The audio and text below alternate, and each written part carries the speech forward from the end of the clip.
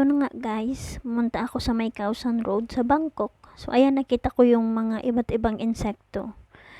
So mayroon siyang water cockroach, mayroong grasshopper, mayroong mga uod.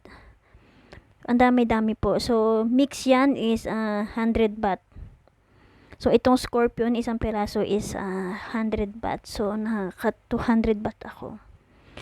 So mix yan. So actually masarap po yung yung grasshopper. At saka yung uod yata yan sa niyog, 'di ba? First time kong kumain dito. So ayan, mix yan 100. So lasang tuyo siya. Hindi ko siya malalasahan na insekto. Yung parang tuyo lang, soy sauce nung minarinate yata nila yan. Tapos pinrito. So ayan, kumukuha na nga si ate. So, ayan. Mas nasarapan ako dun sa grasshopper. So, it's cockroach, water cockroach. It's a water cockroach, yeah. Water cockroach. So, I try.